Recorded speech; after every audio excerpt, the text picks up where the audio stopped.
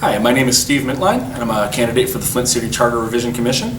I'm a lifelong resident of the city of Flint. I've lived here for almost 29 years. I was born and raised here in Flint, and I have I've gone through the Flint Public Schools, graduate of Flint Southwestern, and also have attended both Mott Community College and University of Michigan Flint. My background in the city, as far as getting involved with politics, I've been involved with quite a few campaigns, in various capacities over the last 4 or 5 years. And it's given me an opportunity to get out and talk to. I've had conversations with about 20,000 Flint voters in the last 5 years, and I think that's given me a very good idea of where people are sitting as far as different issues that could be resolved by the charter. And I think that moving forward, I think that'll give me a good idea of how to interact with residents in the future through this process.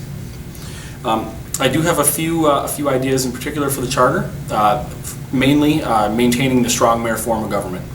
I think that currently the strong mayor form of government allows for a system of checks and balances between the mayor and the city council, something that would go away if we switched over to a council manager form.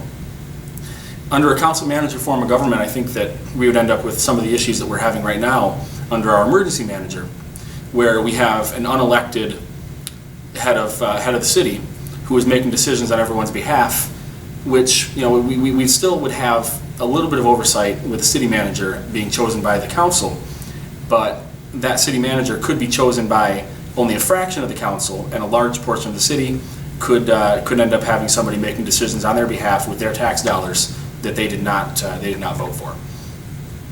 I think that the most important thing moving forward through this process is to engage as many people as possible.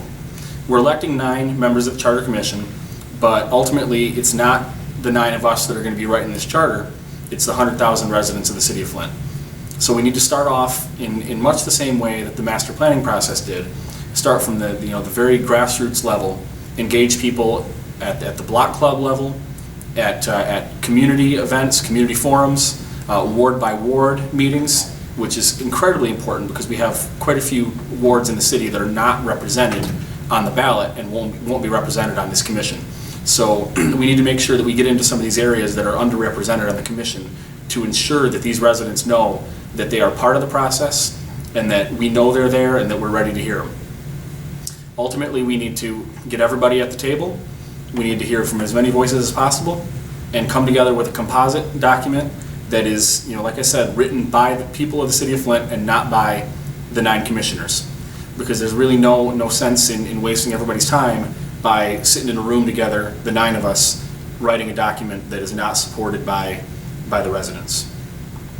I think that one thing that will result from this, as what happened with the master plan, is we're going to see a more efficient form of government. I think a lot of people have seen the way things have operated over the last 40 years or so under the previous charter from the 1970s, and they have plenty of ideas that have been building up over time on how they can make things work more efficiently. And it's going to be much easier to figure out how to make these changes when we engage as many people as possible.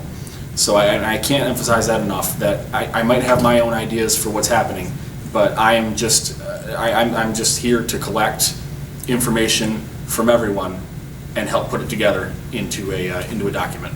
And I know that some of the other candidates feel the same way. So that's something that I'm really looking forward to, and I think that we're going to have a good process here.